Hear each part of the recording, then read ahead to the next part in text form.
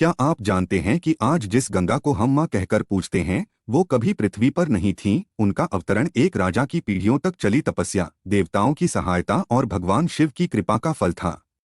आइए जानते हैं गंगा जी का पृथ्वी पर अवतरण की एक अद्भुत और दिव्य कथा। यह कथा शुरू होती है अयोध्या के महान राजा राजा सगर से। वे एक पराक्रमी और धार्मिक राजा थे।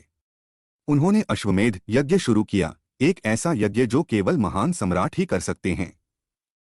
लेकिन यज्ञ का घोड़ा अचानक गायब हो गया। यह इंद्र की चाल थी, क्योंकि इंद्र देवता राजा सगर की बढ़ती शक्ति से भयभीत थे। राजा सगर ने अपने 60,000 पुत्रों को आदेश दिया कि घोड़े को खोजो और जो भी दोषी हो उसे दंड दो। घोड़ा कपिल मुनि के आश्रम में बंधा मिला, जिसे इंद्र ने चोरी करके उसी आश्रम में बांध दिया था। लेकिन अज्ञानवश राजा सगर के पुत्रों ने मुनि पर ही घोड़ा चोरी का आरोप लगा दिया। इसीलिए मुनि की समाधि भंग हुई और उनके क्रोध से राजा सगर के 60,000 पुत्र भस्म हो गए और इनके पुत्रों की आत्माएं पृथ्वी पर ही अटकी रह गईं।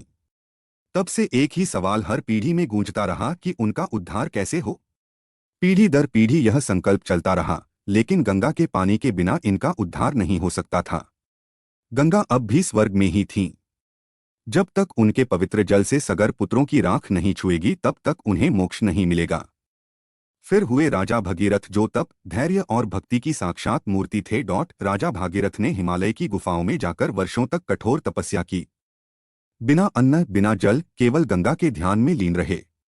उसके बाद ब्रह्मा जी प्रकट हुए और बोले, भगीरथ, मैं तुम्हारी तपस्या से प्रसन्न हूँ, लेकिन गंगा के वेग को कौन संभालेगा? तब भगीरथ ने कैलाश पर्वत जाकर भगवान शिव को प्रसन्न करने के लिए पुनः तप किया। फिर महादेव प्रसन्न हुए और बोले कि मैं गंगा के वेग को अपनी जटाओं में रोककर कम कर दूंगा।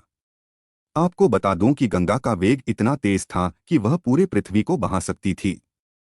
शिव जी ने उन्हें अपनी जटाओं में समेट लिया।